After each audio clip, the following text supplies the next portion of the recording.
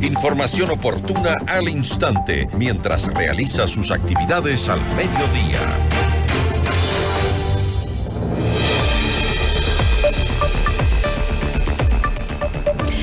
Con 5 votos a favor, la Comisión de Desarrollo Económico de la Asamblea Nacional recomendó al Pleno del Parlamento ratificarse en su decisión de no aumentar el IVA, el veto parcial del Ejecutivo al proyecto de ley urgente para enfrentar el conflicto armado interno. Sin embargo, ¿existen los 92 votos para que el Pleno se ratifique en sus decisiones?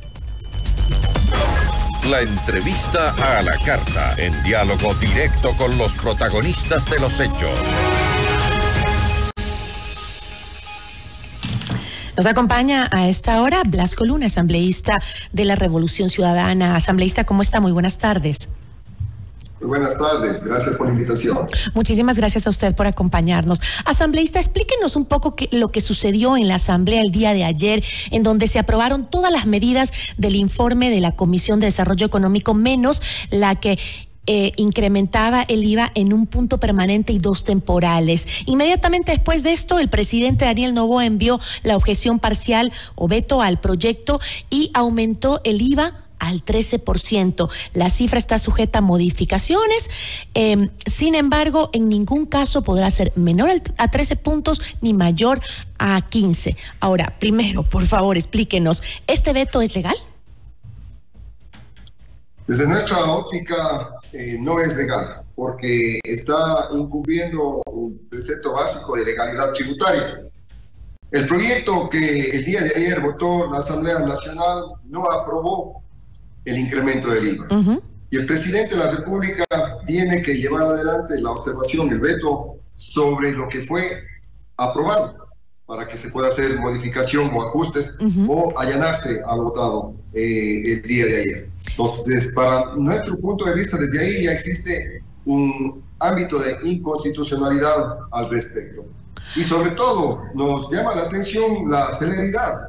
Terminamos de votar el proyecto de ley a las 15, 16 horas. Y en menos de 2 horas ya llegó de manera inmediata el documento con el veto. O sea, el apuro que tiene el primer mandatario para cumplir con el Fondo Monetario Internacional, yéndose en contra, inclusive, de la voluntad del pueblo ecuatoriano que rechaza el 68% del incremento del IVA, nos hace pensar que el primer mandatario tiene un compromiso fuerte con el Fondo Monetario Internacional, porque al final del día ni siquiera nos han entregado la información cuánto mismo es lo que se necesita para poder combatir la inseguridad y dar soporte en equipamiento a las Fuerzas Armadas y a la Policía Nacional. Ahora, bueno, varios analistas han dicho lo mismo respecto a que el presidente pues no puede añadir artículos que no fueron aprobados por la Asamblea, pero el presidente Henry Kronflen, presidente de la Asamblea, dijo: el veto del presidente es totalmente legal y lo incorpora sobre la moción de reducir la tarifa al 5% de los materiales de construcción, pero no seguirá de todas maneras, pienso yo, añadiendo artículos que no fueron aprobados en la Asamblea. Es decir, ¿puede seguir haciendo eso?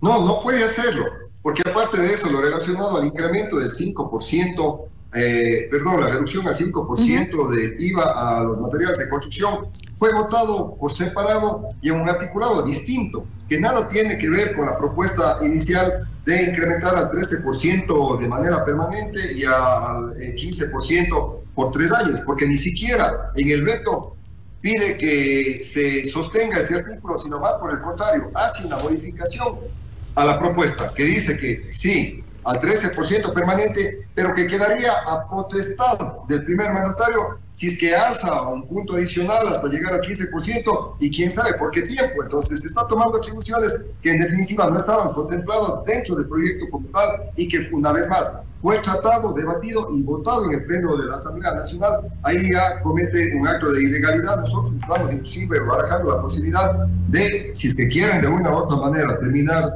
aprobando esta propuesta, ir por la solicitud de inconstitucionalidad, porque ya hay un precedente. Si más no recuerdo, en el 2021 el expresidente Noboa de aquel entonces envió también al Congreso en el veto el incremento del IVA, y los entes competentes terminaron negando y diciendo que era inconstitucional y no permitieron el incremento del IVA. Ya existe ese precedente también del año 2001, si no estoy mal.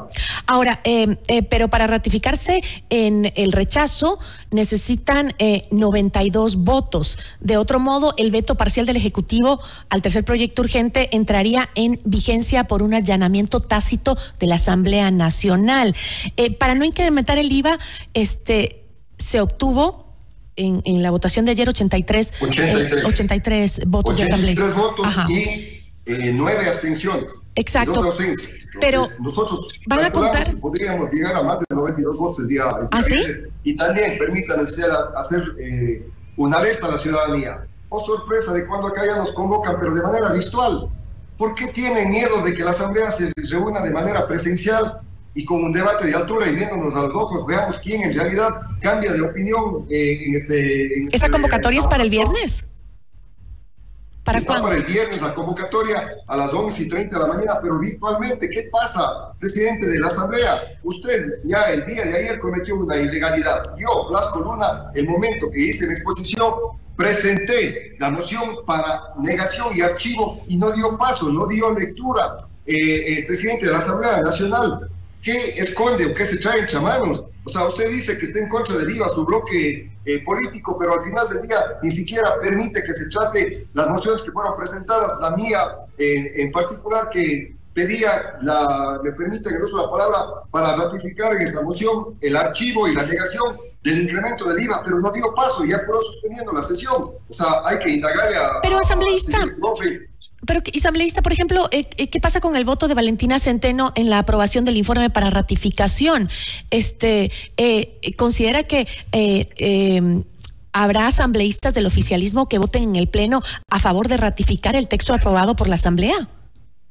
Yo entendería que Valentina Centeno se dio en cuenta que efectivamente lo enviado por el presidente cumple, está dentro de una ilegalidad. Y claro, para que no se termine en definitiva mediante la Corte, el ente competente, ¿no es cierto?, negando lo que se quiere hacer el día viernes, entonces van por la opción de evitar tener los 92 votos. Pero ojo, hay que dejar sentado que ese voto de Valentina Centeno dejen claro también de que, entiendo, ADN sabe que lo que están haciendo al momento, o el veto que mandó el presidente, está mal formulado y tiene una ilegalidad, porque como lo digo y recalco, ni siquiera pide el proyecto.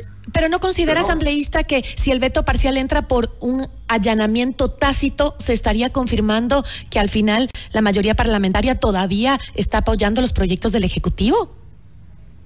En definitiva, mi lectura es que terminarían aprobando el proyecto como está leyéndose en contra del 68% de la población que no quiere el IVA. ¿Y a cambio de qué? Habría que preguntarles a cambio de qué, porque al final del día lo que nosotros hemos propiciado es un debate propositivo, porque se terminó aprobando el incremento, el ISD al 5%, que es una de las propuestas que realizamos nosotros para tener recaudación. De igual manera que el sector financiero pague de sus utilidades extraordinarias todos los otros puntos menos el IVA que ha tenido. Yo le agradezco muchísimo, se nos acabó el tiempo. Asambleísta, muchísimas gracias por habernos aportado con esta entrevista. Gracias. A usted, gracias. Buenas tardes. Nos acompañó Blasco Luna, asambleísta por la Revolución Ciudadana. En Notimundo a la Carta,